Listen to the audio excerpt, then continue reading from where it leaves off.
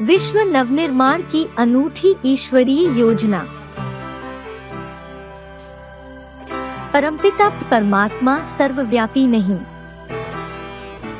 यहाँ यह बताया गया है कि ईश्वर जब सृष्टि पर आएंगे तो ज्ञान का कोई ना कोई ऐसा नया पॉइंट जरूर बताएंगे जिसमें सारी दुनिया भ्रमित हुई पड़ी हो। ऐसी नई बात जरूर सुनाएंगे जिसे सारी दुनिया ना जानती हो, बल्कि विपरीत बातें ही जानती हो।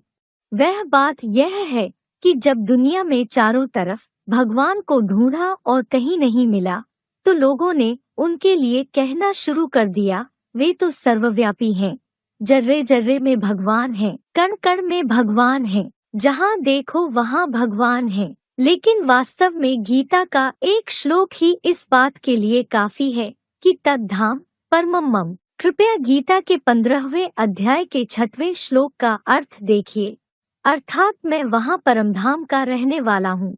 दुनिया का सबसे श्रेष्ठ ग्रंथ गीता है, जिसकी सबसे ज्यादा टीकाएं हुई हैं। उसके एक श्लोक में यह बात साबित हो गई है। गीता में ही एक शब्द आया है, विभु। इस शब्द का उन्होंने इतना बड़ा अर्थ कर दिया कि संसार में चारों तरफ यही बात फैली हुई है कि वे सर्वव्यापक हैं।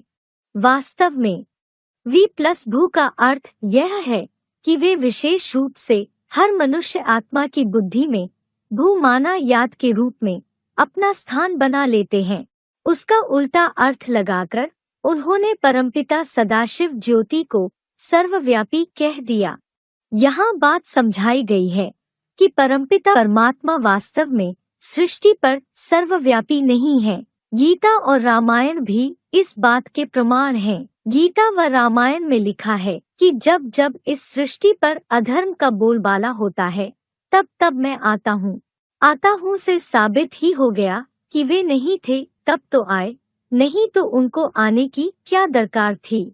दूसरी बात, अभी अभी आपको गीता का जो श्लोक बताया वह पक्का साबित कर रहा है कि परमपिता परमात्मा का धाम नाम काम ऊंचे ते ऊंचा है, जिसका गायन भी है, ऊंचा तेरा धाम, ऊंचा तेरा नाम, ऊंचा तेरा काम। धाम, काम, नाम तीनों ही जब ऊंचा है तो वे ऊंचा ही बैठेंगे या नीचे बैठेंगे। इस दुनिया में भी जो राजा होता है वह भी ऊंची गद्दी पर बैठता है। तो हमने राजयोग से राजा बनाने वाले परमपिता परमात्मा को कण कण में क्यों मिला दिया। यहाँ चित्र में दिखाया गया है कि ऋषि मुनि सन्यासी भाव विभोर होते हैं तो खड़ताले बजाकर कहते हैं, हे प्रभु हमें दर्शन दो, परंतु जब प्रवचन करते हैं तो कहते हैं परमात्मा सर्वव्यापी है, आत्मा सो परमात्मा, शिवो हम परमात्मा के रूप हैं, हम ही भगवान हैं। तो यह बात तर्कसंगत साबित नहीं होती। एक बात पर पक्का रहना चाहिए। यह क्या बात हुई, कीर्तन करने लगे तो प्रभु जी हमें दर्शन दो। अब दर्शन कहाँ से दें? तुम्हारे अंदर जब खुद ही भगवान बैठे हुए हैं, तुम खुद ही भगवान के रूप हो। यहाँ यह दिखाया गया है कि जो प्रवचन सुनने वाले हैं वे जिस समय गुरुजी महाराज का प्रवचन सुनते हैं तब तो भाव विभोर होकर कहते हैं, हाँ परमात्मा सर्वव्यापी है, बहुत अच्छा ज्ञान सुनाया।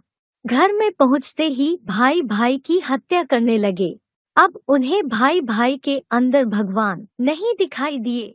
यह विरोधाभास एकदम इतना कैसे पैदा हो गया? वास्तव में सबके अंदर अपनी अपनी भिन्न संस्कारों वाली आत्मा होती है। परमपिता परमात्मा उन सबसे सर्वथा अलग हैं।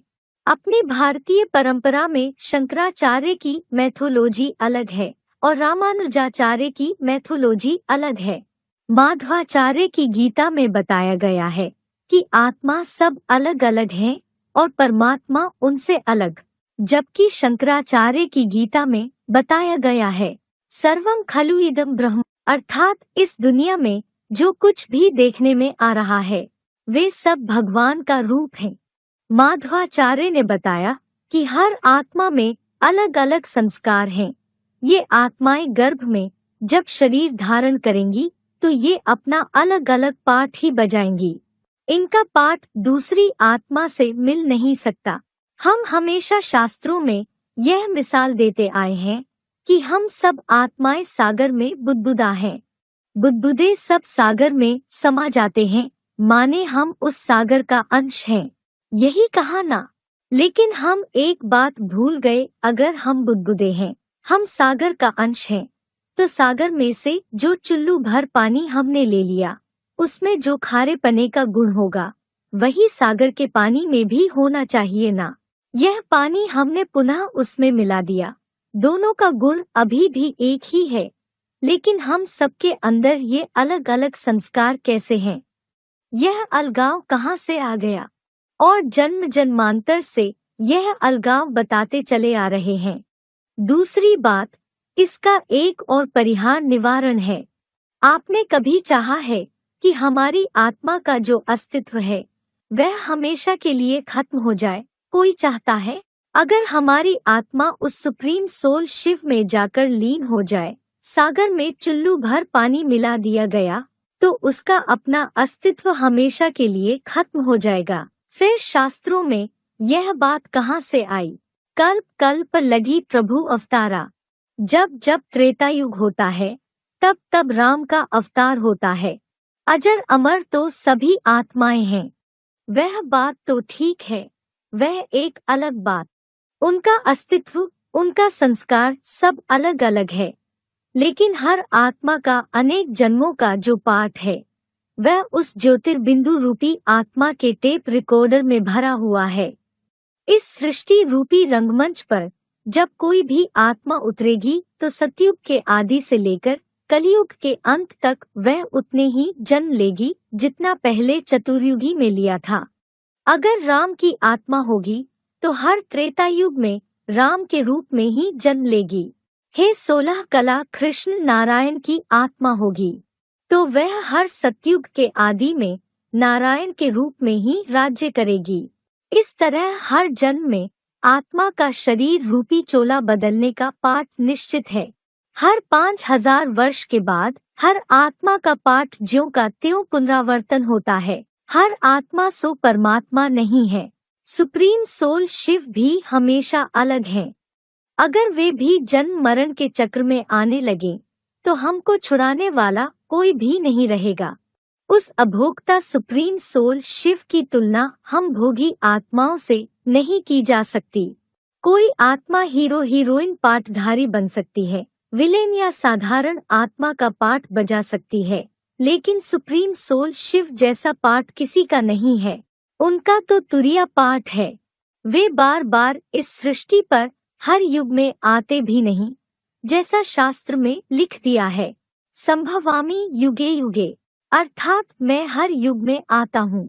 अरे हर युग में आते तो द्वापर के अंत में जब महाभारत युद्ध कराया, कृष्ण के रूप में परमपिता परमात्मा आए, तो क्या पापी कलयुग की स्थापना करने के लिए आए थे? उनको हर युग में आने की क्या जरूरत है? साधारण बाप होता है, वह भी बच्चों के लिए मकान तब तैयार करता है जब मकान पुराना हो जाता है। उस पुराने मकान से काम नहीं चलता। जब तक काम चल सकता है, तब तक मरम्मत कराता रहता है। इस सृष्टि रूपी मकान की भी यही हालत है। इब्राहिम, बुद्ध, क्राइस्ट, गुरु नानक आदि ये धर्म पिताएं समय समय पर आकर सृष्टि की जगह जगह मरम्मत करते रहे। किसी ने अरब देश में आकर मरम्मत की, किसी ने यूरोपीय देशों में की, किसी ने चीन जापान में की। नया मकान तो किसी ने नहीं बनाया, नई सृष्टि तो नहीं बनाई। यह मरम्मत कितने दिन चलेगी? कुछ समय तक उन धर्मों का प्रभाव रहता है, फिर वह खलास। आखिरीन तो फिर भी उसी सुप्रीम सोल शिव बाप को, जो धर्म पिताओं के भी बाप हैं, बापों के भी बाप हैं, इस सृष्टि पर उतरना ही पड़ता है। वे आकर इस सृष्टि का आमूलचूल परिवर्तन कर देते हैं। तो वे सर्वव्यापी नहीं हैं, वे तो इस सृष्टि पर मुकर्रर रूप से हीरो पाठधारी अर्जुन आदम में प्रवेश करके पाठ बजाते हैं। आपने जीसस व क्राइस्ट का नाम सुना?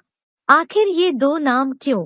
क्रिश्चियंस लोग मानते हैं कि वह व्यक्ति जो पहले ख्याति प्राप्त नहीं था, उसका नाम जीसस था।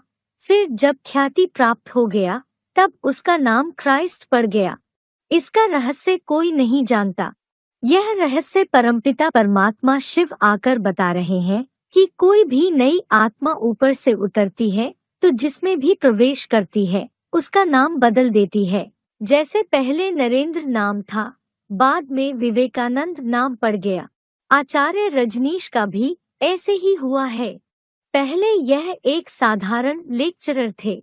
जब आत्मा ने प्रवेश किया तो आचार्य रजनीश नाम पड़ गया। तो हर आत्मा जो ऊपर से नीचे उतरती है वह जिसमें प्रवेश करती है उसको कन्वर्ट करके अपने धर्म में खींच ले जाती है, और वह आधारमूर्त देवात्मा जिसमें प्रवेश किया वह भारत की ही 33 करोड़ देवों में से कोई आत्मा होती है। ऐसे ही दूसरे दूसरे धर्मों में कन्वर्शन या परिवर्तन हुआ। भारतवासियों से ही कन्वर्ट होकर दूसरे दूसरे धर्म पनपे हैं और वृद्धि को पाए हैं। कहने का मतलब यह हुआ कि उस सुप्रीम सोल शिव की तुलना हम भोगी आत्माओं से नहीं हो सकती। हम आत्माओं के मुकाबले वे हमेशा तुरिया हैं। वे तो सुख भी नहीं भोगते तो दुख भी नहीं भोगते। वे सुख दुख से हमेशा ही परे रहने वाले हैं। हाँ, यह बात जरूर है कि जब वे इस सृष्टि पर आकर राजयोग सिखाते हैं तो ऐसी पढ़ाई पढ़ाते हैं कि हम आत्माएं नंबरवार पुरुषार्थ अनुसार इस स्टेज को प्राप्त करें कि इस सृष्टि पर रहते हुए भी, दुख सुख में रहते हुए भी अपनी ऐसी अवस्था बना लें कि दुख के समय हम दुखी ना हों और सुख के समय हम प्रसन्न ना हों, जिसका नाम गीता में स्थित प्रज्ञ दिया गया है। लेकिन हमारी वह अवस्था हमेशा के लिए नहीं रहेगी, परंतु उस शिव की हमेशा के लिए रहेगी। वह सुप्रीम सोल है। तो फिर आत्मा परमात्मा एक कहाँ हुए? परमात्मा सर्वव्यापी कहाँ हुए? सुप्रीम सोल शिव तो हमेशा अलग ही हुए। शिव की तुलना ऊंच ते ऊंच त्रिदेवों से भी नहीं की जा सकती। इन त्रिदेवों की यादगार में झंडा ऊंचा रहे हमारा, विजयी विश्व तिरंगा प्यारा, विश्व विजय करके दिखलावे। यह बोलते तो हैं लेकिन यह नहीं जानते हैं कि वे 3 शरीर रूपी वस्त्र कौन से हैं, जिन वस्त्रों ने सारे विश्व में तहलका खलबली मचाई थी, सारे विश्व में विजय करके दिखलाई थी। वास्तव में वे शरीर रूपी वस्त्र ब्रह्मा, विष्णु, शंकर ये 3 ही हैं। उनके संकेतक रंग भी वैसे ही दिखाए गए हैं। ऊपर वाला केसरिया रंग है शंकर, क्रांति का सूचक। बीच वाला सफेद वस्त्र सत्वगुणी विष्णु का सूचक है। नीचे वाला हरा वस्त्र ब्रह्मा का सूचक है। जैसे गांधी जी कहते रहे, राम राज्य आएगा, राम राज्य लाएंगे, बल्कि और ही रावण राज्य आ गया। ऐसे ही ब्रह्मा बाबा हमेशा चिल्लाते रहे, राम राज्य लाएंगे, स्वर्ग आएगा, वैकुंठ आएगा और स्वर्ग आने ही वाला है।